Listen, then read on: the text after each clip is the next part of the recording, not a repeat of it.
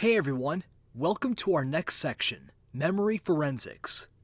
In this section, we're going to introduce the most important concepts of virtual memory and memory forensics.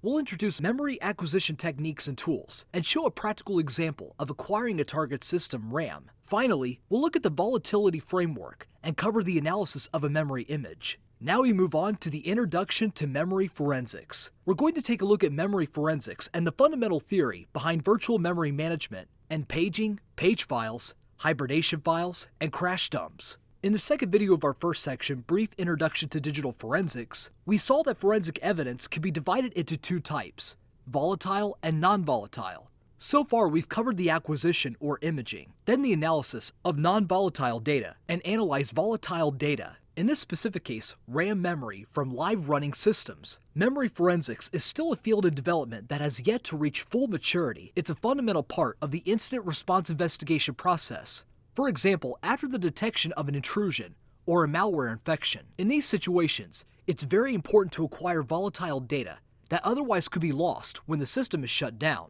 For instance, a list of running system services and user processes, currently loaded drivers and modules, even network connections, routing, and ARP tables. All of this data can be collected using live response tools designed for the target system, but can also be recovered analyzing a memory image. Furthermore, evidence such as users' password and decrypted data,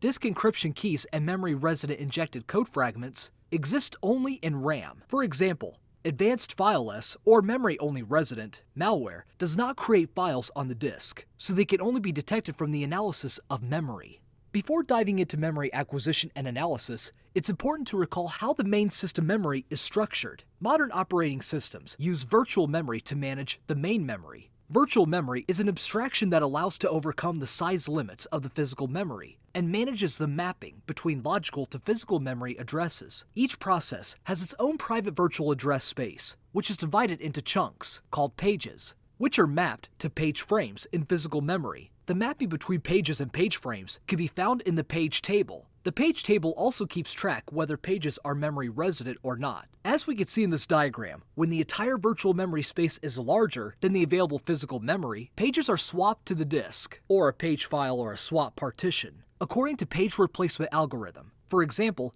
least recently used algorithm. This way, a larger number of processes could be resident in memory and run at a given time, even if the physical RAM is full. When a process refers a virtual address belonging to a swapped page, a page fault is generated, and the memory reads the page from the disk and loads it in memory, updating the page table. Windows swaps pages to the pagefile.sys file located in the main system drive, while Unix and Linux use the swap partition. Analysis of the page file or the swap partition can be complemented with that of the captured RAM to obtain a complete view of the entire virtual memory. Another source of evidence is the Hibernation File, where an OS saves the full contents of RAM before going into hibernation. On Windows, this file is hiberfile.sys, and it's located in the main system drive, while Linux generally uses the swap partitions, but can also use a swap file. Sometimes crash dumps, generated by the OS when an application crashes, could be of interest to the forensic examiner. They can be either full kernel memory dumps